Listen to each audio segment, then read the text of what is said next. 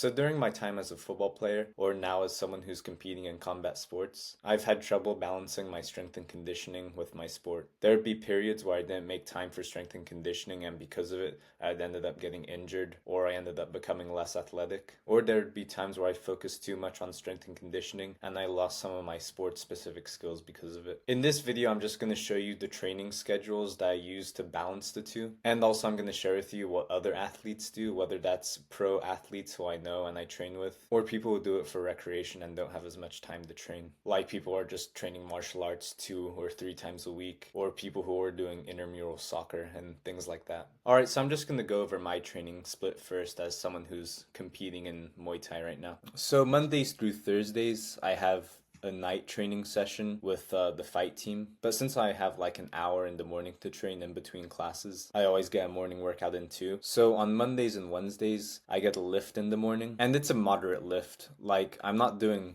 physical therapy exercises, but at the same time, I'm not maxing out on a squat or anything like that. And the reason I do it on Mondays and Wednesdays is because later that day, for training, I usually just do some bag work, some pads, or some drilling, maybe some clinching. So it's not going to be anything like too intense. On Tuesdays and Thursdays, on the other hand, in the morning, I want to be fresh because those are the days I have sparring later in the day. So on those days, for my morning workout, I'll usually just do some shadow boxing, or I'll do a conditioning session, whether that's going on a 3 mile run or doing a 20-minute workout on the assault bike. Like, it's still pretty intense, but I'm not going to be cooked for training later that day. But yeah, it'll either be some conditioning or some extra skills work, whether that's shadow boxing, hitting a heavy bag, footwork drills, just things like that. So Fridays is now my rest day. In the morning, I'll still go to the gym and do some shadow boxing, or I'll foam roll, or I'll just do my warm-up drills, which is just like, my shoulder swings and like swinging my legs. And that's how I could get blood flow into my muscles, which actually is something I talk about in my other videos. But yeah, just getting blood flow into your muscles, even on your rest days, it helps a lot with the recovery. The way my coach explained it to me was like being a pool, and if your pool is filled with dirty water, like muscles you haven't worked out, it's just going to be sitting there, versus if you like move around and pump in fresh water, or in this case fresh blood, it's just going to help things heal faster. So yeah, even on your rest days, don't just like bed rot all day. Make sure you still do something. That's just a good tip that I learned from my years as an athlete. But then later in the day, sometimes what I do is I'll either hang out with some friends and go to the swimming pool, or I'll go to my school swimming pool, and yeah, I'll just move around in the water for the same reasons. Alright, so I'm going to try my best to explain this, but when you do a bicep curl, when you pull it up, that's the concentric part, and when you put it down, that's the eccentric part. And the eccentric part is mainly the thing that makes your muscles sore and does the most damage to your muscles. When it's just the concentric part, it's actually kind of therapeutic for your muscles, and like I said, it gets blood flow into your muscles. So when you're in a swimming pool, when you move around in it, it's literally just the concentric part, because you're never like putting something down in the swimming pool. Like, every movement you make is pushing against something. So yeah, I just try to get into a swimming pool on my rest days, because even if I'm not doing a swim workout or like doing some exercises in the pool, it's still just really therapeutic for my body, even if I'm there just dicking around with my friends. So yeah, those are just 2 recovery tips right there: swimming pools and still getting some movement in. And the reason I have a question mark is sometimes I do get busy. I don't have time to organize some things with my friends, then go to the pool, and then take the time it takes to get to the pool and to like clean myself after the pool. So yeah, I don't always do this, but it's something I try to do, and something I really should do more of. Alright, so now Saturday is my most intense day, and that's because I have sparring in the morning, and that's usually pretty intense. But since I get my sparring done with in the morning, I'll do a lift at night or in the afternoon. And since Sunday is usually a light day and I'm done with training after the lift, I'll go pretty heavy on the lift. Like, if I was gonna max out on the exercise, it would be at the Saturday night training. But yeah, Saturdays is just, a heavy lift time. But yeah, on Sunday, there will be another training session that my coach holds.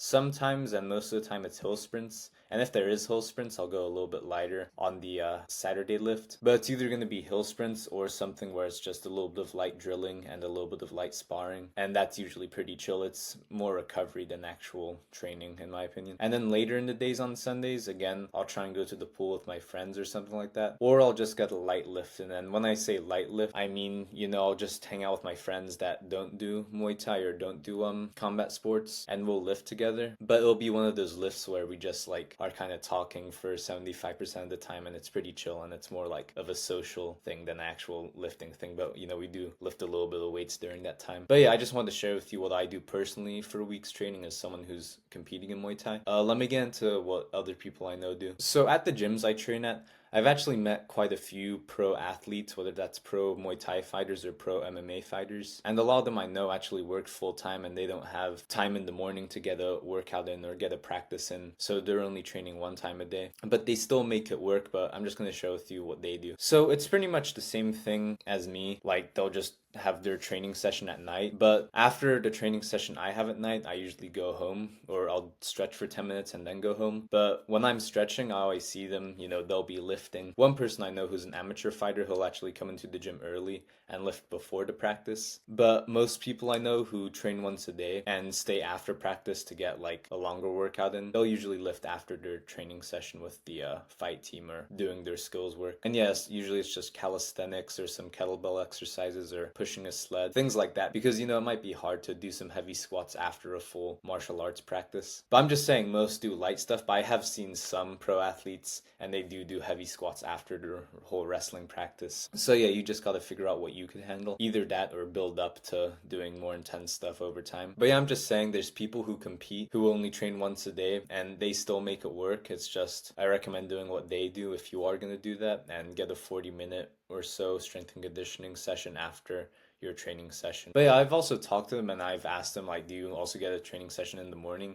And the ones that don't, they say they don't get a full training session in, but they'll sometimes go for a run in the morning, like 3 miles or so, or they'll go and do some hill sprints. Like, the person who I talked to said they don't do that every day, but 2 or 3 times a week they'll get a run in the morning. And then for the weekends, most gyms have classes or sessions that are free in the morning on weekends. So yeah, they'll just come and do that. I would see it when I was working at the gym, and now obviously now that I'm training myself, it's always morning sessions. Most combat sports gyms aren't going to be open late on the weekends. But yeah, one more thing I wanted to share about people who I know who are successful athletes. They're usually pretty active outside of their sport too, at least with the combat sports athletes I know. So they'll do things like hikes or running or rock climbing, like things like that. So yeah, technically maybe they only get one training session in the morning, but afterwards they'll go do something like rock climbing, and that technically counts as a training session even though they're just doing it for fun. Also, just one more thing I want to share with you. I had a coach that used to live by something, and he would always say, you know what the best place to meet girls is? And I'll be a little bit confused. I'll be like, I don't know, the gym. And he's like, bro, everyone's trying to talk to them at the gym. And I'll be like, oh, I don't know, like coffee shops or a bookstore, and he was like, no, wrong. And yeah, he used to say rock climbing gyms are apparently the best. And I don't really know if that's true. I've never been to a rock climbing gym. I'm planning on going to one over break next week, but yeah, I guess I'll find out if that's true. But I'm just saying, even though if they only get one training session in on the weekend, it's usually about 2 because they're also doing other activities that are physical. Now, I'm just going to give you some options if you are what I call fight building.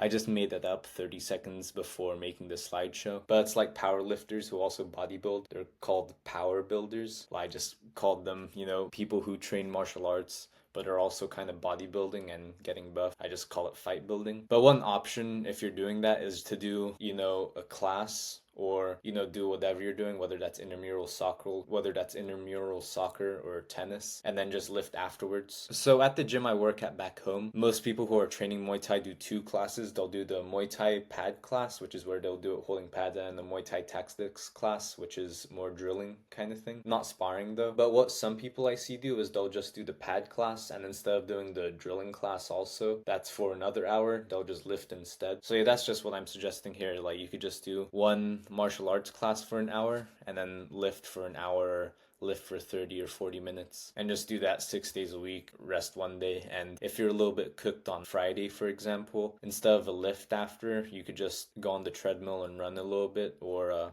get on the assault bike and still get something in, but nothing that's going to make you sore. But another option if you are doing what I call fight building is just alternate between the two. So lift one day, do the sport the other day, lift one day, do the sport another day, lift one day, do the sport the other day, and rest on one of those days. If you were going to gonna do something like this, I prefer full body workouts personally for sports, so everything is like equally as sore. But you could also do something like a push pull legs or, something like that. And lastly, I just wanted to share with you what I used to do before I started competing. And, I was just doing more Muay Thai and lifting to stay in shape after I quit football. But I wasn't taking my fitness like super, super seriously. And yeah, I would just do Muay Thai 4 times a week, and then I would do lifting twice a week. And for my lifts, I'll do something what the Westside Barbell does if you're only lifting 2 times a week, which is where this day you'll go heavy weights on your lower body, but with your upper body it'll be more lighter weights or more explosive stuff. And then you would just flip that around on the second lift where you do heavy lifting for your upper body, like a heavy bench press or some heavy like weighted pull-ups or things like that, and then do more lighter weights for your legs and things like explosive box jumps. Now, if you are taking like fight building very seriously and you want to get like as big as possible and you want to get really good at your sport or at the martial art. But yeah, another thing you can do is just instead of lifting right before your practice or right after your practice, you could just get a lift in the morning. Usually the training session is going to be later at night. Obviously, if you were competing at a sport, I recommend instead of lifting every day of the week except on your rest day, I would do something more tailored toward your skills. But I know a lot of people who take their bodybuilding and, building an aesthetic physique very seriously. So yeah, you could just, do a lift in the morning if you have time and then do your sport later at night. Alright, so I talked about training schedules for people who are competing but only have time for one training session a day. Then people who are doing kind of bodybuilding and the sport at the same time and how they can balance it. Now I just wanted to talk about people who are maybe doing jujitsu twice a week just to stay in shape and, do a little bit of lifting on the side. Or people who just, have a boxing coach that comes in and they get a private session from them twice a week and lift on the side also, which is something I see a lot of. But yeah, if you were going to do something like this, yeah, this is just a potential training schedule for you. Like just, do your sport, lift, take a rest day, sport, lift. Yeah, just things like that. Obviously, you could arrange this however, but most people I would assume wouldn't want to just do your sport and then your sport and then lift all the rest. Usually they would maybe want to spread it out. But yeah, you could arrange it literally any way you want to. This is just another example. Alright, so I hope this gave you an example of how to organize your training schedule. But that's just what I would do if I was in those situations and those were my specific goals. That's how I'd organize my training schedule. And yeah, that was also just what I see other athletes do and literally what I do myself. But as always, if you have any questions, just let me know in the comment section below. Also, when you're lifting as an athlete, it's important to do it in a way that's going to increase your athleticism and in a way that won't turn you into a bulky person and slow you down and make you less athletic. So I have a video of just 5 ways bulking and lifting is different as a bodybuilder than it is an athlete, and tips on how to lift more like an athlete if you aren't one, which you most likely are if you're watching this channel and just watch this video. But yeah, I hope you found this helpful, and if you did, I recommend subscribing. But thank you for watching. I'll see you in the next video.